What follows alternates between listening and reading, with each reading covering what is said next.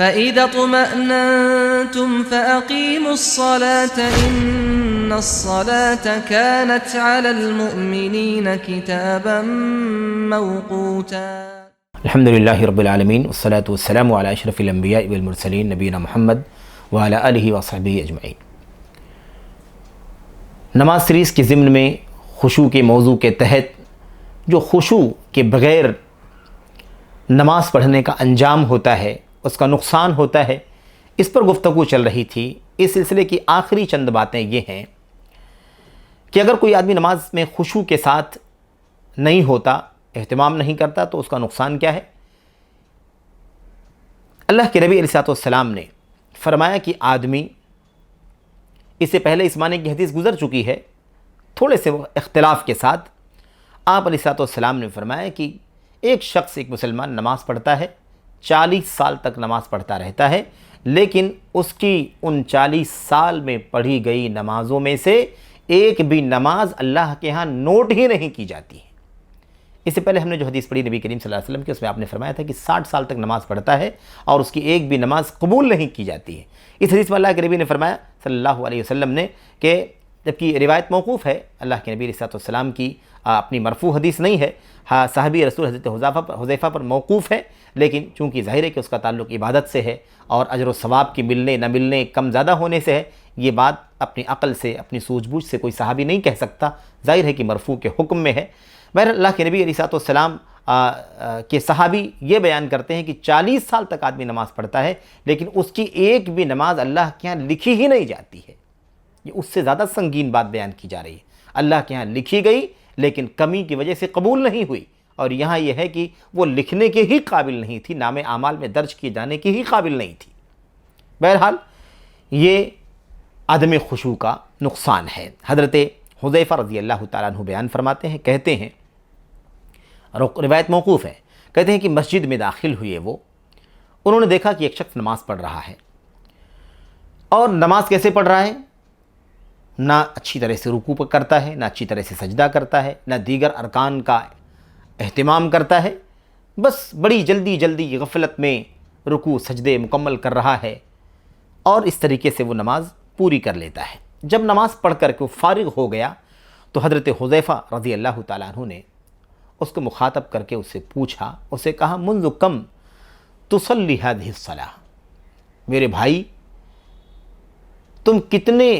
سالوں سے، کب سے اس طرح سے نماز پڑھ رہے ہو، یعنی کتنا زمانہ، کتنے سال، کتنے دنوں سے یہ طریقہ تمہاری نماز کے پڑھنے کا ہے؟ اس شخص نے کہا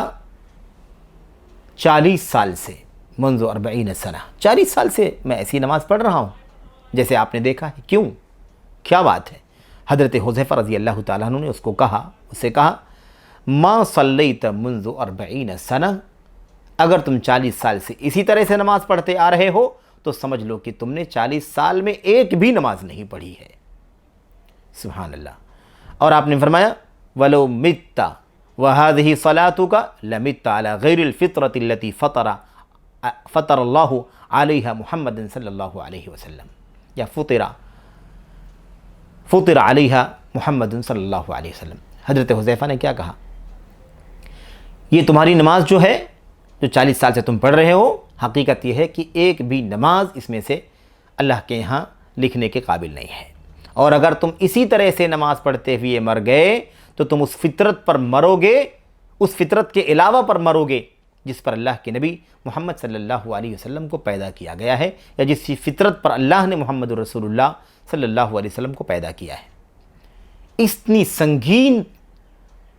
بات حضرت حذیفہ رضی اللہ تعالیٰ عنہ نے بیان فرمائی، کیونکہ اللہ کے نبی کی حدیثیں ان کے سامنے تھیں۔ انہوں نے یہ باتیں جو کہی ہیں، پچھلے حلقے میں جو حدیثیں گزری ہیں، انہی حدیثوں کو سامنے رکھ کر کے یہ بات بیان کی گئی ہے۔ یہ کہا اور اس کے بعد بڑی سنجیدگی سے، بڑے اطمینان سے اس کو سمجھایا کہ تمہیں نماز کیسے پڑھنا چاہیے۔ حضرت حذیفہ نے اس کو تعلیم دیتے ہوئے، سمجھاتے ہوئے کہا ان الرجل لَيُخَفِّفُ فِي صَلَاتِهِ وَإِنَّهُ لَيُتِمُّ الرُّكُوعَ وَالسُّجُودَ۔ اچھی طرح سے ایک بات سمجھ لو، آدمی کو بسا اوقات کسی ضرورت کی وجہ سے نماز کو ہلکا کرنے کی، ہلکی نماز پڑھنے کی نوبت آ جاتی ہے، نماز کو مختصر کرنے، ہلکا پڑھنے کی نوبت آ جاتی ہے، ایسی صورت میں بھی اس کو رکوع اور سجدہ مکمل کرنے کی ضرورت ہوتی ہے۔ یعنی رکوع اور سجدہ میں اگر وہ جلد بازی کرے گا تو اس کی نماز ہی قبول نہیں ہوگی۔ رکوع مکمل طور پر ہونا چاہیے، سجدہ مکمل طور پر ہونا چاہیے۔ ہاں، وہ اپنا قیام کو مختصر کر لے، تلاوت چھوٹی کر لے، تسبیحات 7 کے بجائے 5 گنے، 5 کے بجائے 3 گنے، ایک ہی پڑھے، کوئی حرج کی بات نہیں ہے۔ رکوع میں تسبیحات کم کر لے، سجدے میں تسبیحات کم کر لے، ایسے ہی تلاوت چھوٹی کر لے، یہ تو سب ٹھیک ہے، لیکن رکوع مکمل نہ کرے، سجدہ مکمل نہ کرے، تمام ہڈیاں جب تک رکوع کی حالت میں اپنی جگہ پر نہ پہنچ جائیں اس سے پہلے نہ اٹھے، اور اٹھنے کے بعد جب تک ہڈیاں سیدھی نہ ہو جائیں سجدے میں رکوع میں نہ جائے، ایسے ہی جب تک رکوع مکمل نہ کرے، اور اسی طریقے سے سجدہ جب تک مکمل نہ کرے تب تک اس کی نماز نہیں ہوتی۔ تو آپ نے سمجھایا کہ یہ رکوع اور سجدے کا جو مکمل طور پر ادا کرنے کا مسئلہ ہے، یہ کبھی بھی اس سے چھٹکارا نہیں ہے۔ نماز کو اگر ہلکا پڑھنے کی بھی نوبت آتی ہے تب بھی ایک مسلمان کو چاہیے کہ وہ رکوع اور سجدے مکمل کرے۔ تو تم نے جو یہ کام کیا ہے یہ درست نہیں ہے، بلکہ یہ نماز اللہ تعالیٰ کے بارگاہ میں لکھے جانے کے قابل نہیں ہے، اور اسی حالت میں مر جاؤ گے تو فطرت محمد صلی اللہ علیہ وسلم کے علاوہ فطرت پر مرو گے۔ سبحان اللہ۔ جہاں اس حدیث میں یہ بات ثابت ہوئی کہ یہ سنگین ہے مسئلہ، خطرناک ہے مسئلہ خشوع کے فقدان کا اور عدم اہتمام کا، ساتھ ساتھ حضرت حذیفہ رضی اللہ تعالیٰ عنہ کا جو عملی اسوہ ہمارے سامنے آیا وہ یہ آیا کہ ایک مربی کو، ایک داعی کو، ایک معلم کو چاہیے کہ وہ مسئلے کی سنگینی بھی واضح کر دے اور خطرناکی بھی بیان کر دے، اس کا انجام کیا ہوگا وہ سب بیان کر دے، لیکن صرف ڈرا کر کے،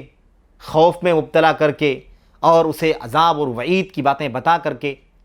نکل نہ جائے، بلکہ اسے اس کی جو غلطی ہے اس کی نشاندہی کر کے، اس کو سمجھا کر کے اور اس کو اچھی طرح سے مسئلہ واضح کر کے پھر اسے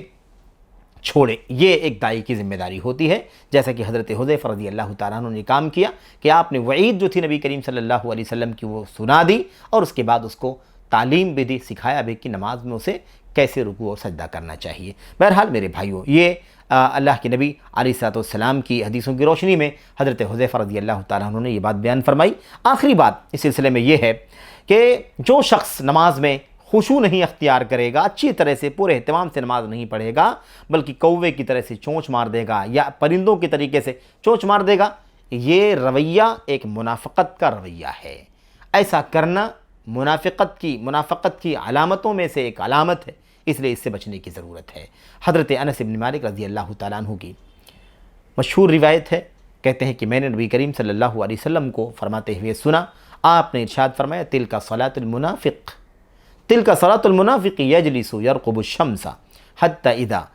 كانت بین قرنی الشیطان قام فنقرها اربعا لا یذکر اللہ فیہا الا قلیلا۔ اللہ کے نبی علیہ السلام نے فرمایا کہ یہ طریقہ جو نماز کا ہے، جو بیان کرنے میں جا رہا ہوں، یہ تو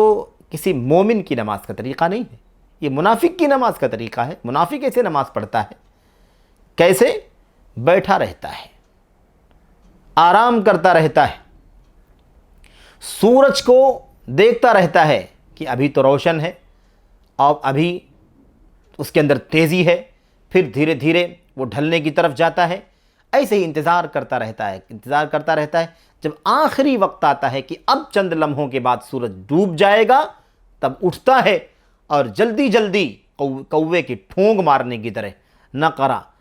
قام فنقرها، اللہ کے نبی نے فرمایا آخری وقت میں کھڑا ہوتا ہے اور ایسے 4 رکعت کوے کی ٹھونگ مارنے کی طرح عصر کی پڑھتا ہے جیسے کوہ ٹھونگ مارتا ہو، اللہ تبارک و تعالیٰ کا ذکر برائے نام کرتا ہے، نہ کے برابر کرتا ہے۔ یہ نماز منافق کی نماز ہے، یہ کسی مومن کی نماز نہیں ہے۔ مومن تو خشوع کے ساتھ نماز پڑھتا ہے، قد افلح المؤمنون الذین فی صلاتہم خاشعون، خشوع کرنے والے ہوتے ہیں ایمان والے اپنی نمازوں میں۔ تو بہرحال اللہ کے نبی علیہ السلام نے فرمایا کہ یہ طریقہ ہے۔ عصر کی نماز کی اللہ کے نبی علیہ السلام نے مثال دی ہے، عصر کی نماز کی مثال دی۔ کیوں اس کی مثال دی اللہ کے نبی علیہ السلام نے؟ عصر کی نماز کے بارے میں ہم جانتے ہیں کہ اللہ تعالیٰ فرماتا ہے کہ اس کا خصوصی طور پر اہتمام کرو، حافظوا علی الصلوات والصلاۃ الوسطیٰ، ساری نمازوں کا اہتمام کرو، خصوصیت کے ساتھ بیچ والی نماز، اور یہ بیچ والی نماز ہے جس کو عصر کی نماز کہا جاتا ہے۔ ایسے اللہ کے نبی صلی اللہ علیہ وسلم نے فرمایا ہے، آپ نے فرمایا تھا من فاتتہ صلاۃ العصر فکأنما وتر اہلہ ومالہ، جس آدمی کی عصر کی نماز فوت ہو گئی، یعنی اس کے وقت سے نکل گئی، گویا اس کے مال اور اس کے اولاد تباہ برباد کر دیے گئے، اس کا مال ضائع ہو گیا، اس کی اولاد برباد ہو گئی، اللہ کے نبی صلی اللہ علیہ وسلم نے فرمایا۔ بہرحال تو عصر کی نماز کا اور زیادہ خصوصی اہتمام ہونا چاہیے، ساری نمازوں کے سلسلے میں یہ بات ہے، لیکن یہ رویہ جو بیان کیا جا رہا ہے، یعنی ٹھونگ مارنے والا، جلدی جلدی پڑھ لینے والا، مختصر وقت میں، آپ نے فرمایا یہ منافق کی نماز ہے۔ تو اس رویے کو اللہ کے نبی نے منافقت قرار دیا،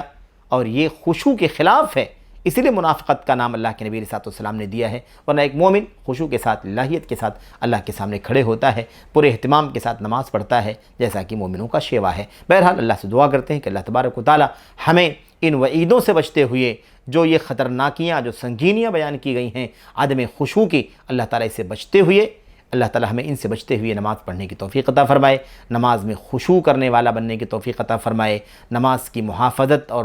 مداومت کرنے کی توفیق عطا فرمائے، آمین یا رب العالمین۔ والسلام علیکم ورحمۃ اللہ وبرکاتہ۔